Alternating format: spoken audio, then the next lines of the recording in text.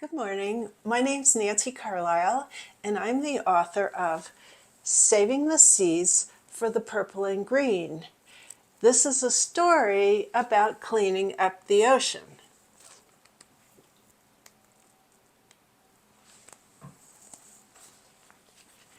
Violet, curious and outdoorsy, loves nature. She likes to run freely through the woods to the beach. Her favorite colors are purple and green. In the woods, she runs past purple flowers, berries, green trees, and grasses. She sees the purple and green that she loves the best in the sea stars and anemones in the tide pools at the beach.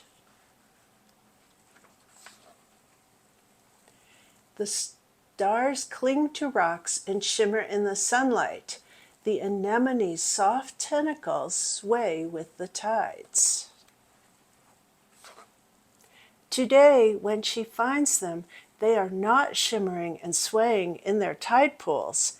Instead, they are tumbling and bumping into floating plastic trash. She quickly pulls the trash from the tide pool. Looking to her right, she spies a sea turtle. She knows that sea turtles eat sea jellies and starts to worry. Sea jellies and plastic bags look alike floating in the water. Could the sea turtle grab a plastic bag, thinking it's a sea jelly, and eat it for lunch? Lost in her thoughts about the sea turtle, she catches a flying bag caught on a gust of wind. Where did this come from? A surfer chasing the bag runs towards Violet. He is an engineering student collecting trash to make a recycled surfboard to enter in a recycled products contest. Further up the beach, she sees a mother and a son picking up plastic trash on the beach. "What are you going to do with all of that?" she asks. "We'll show you," they answer with excitement.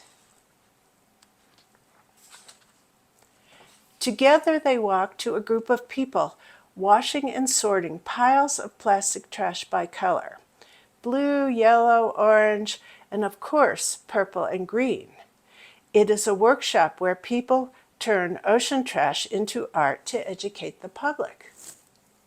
Violet sees a gigantic, colorful fish with soulful eyes. She walks closer and discovers that it is made of hundreds of pieces of plastic trash. "Wow, this is really cool, but also really sad. I recognize many of the plastic pieces as things I use and throw away, like old flip-flops, squirt guns, and bottles." They walk around the workshop, looking at displays and information about plastic in the ocean. They see piles of plastic straws.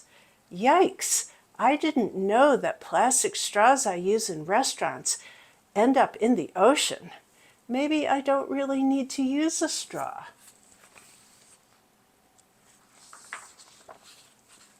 Violet reads posters about people who are working to solve the plastic pollution problem.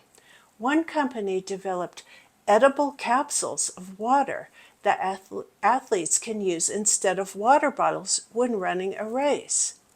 How cool! It must be like eating a bite of water encased in jello. And it leaves no waste, she thinks. Several young engineers, designers, and chemists came up with this idea and started a company.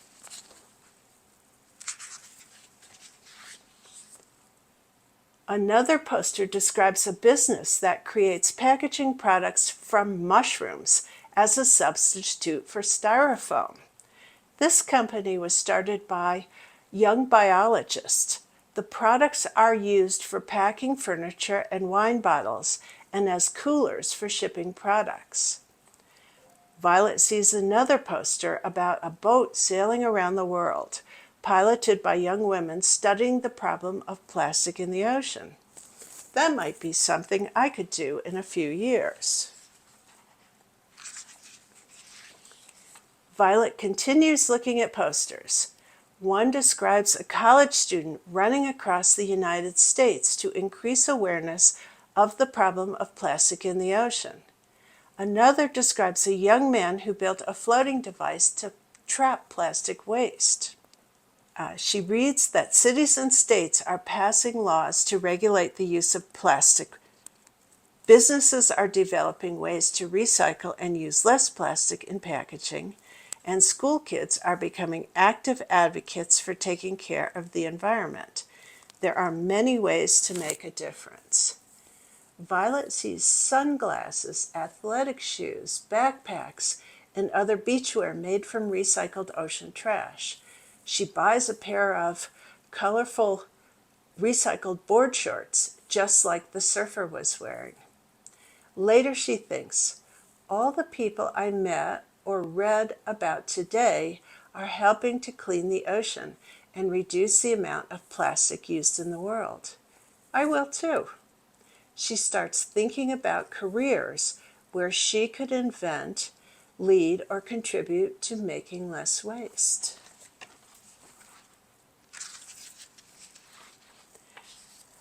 The problem of plastic in the ocean is big, but as Violet learned, everyone can do something to help, no matter how small. Sometimes it only takes one person with an idea to set a good example and lead at any age. How can you change your habits to keep the ocean purple, green, and clean for sea anemones, sea turtles, and the future? Now, I hope you have some great ideas. I have a list in the back for how you can help, but I'm looking forward to see what you all come up with.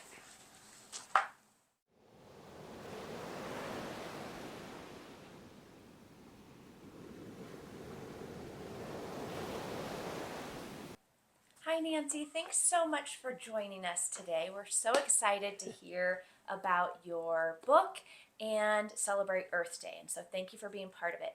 We have a couple of questions for you today. What inspired you to write this story? I've always loved the ocean, and I've done a lot of trips to the ocean, and I love looking at tide pools. But what really inspired me was an exhibit that was held at the Denver Zoo, put on by a nonprofit group called Washed Ashore from Oregon. And what they did is they made these giant sea creatures totally from plastic waste. And the messaging was just very, very powerful to see art done in this way, and knowing that it was all made from plastic waste. Absolutely. How about what do you think in all of your research for this story? What was the most fascinating fact that you learned about plastic waste and the ocean?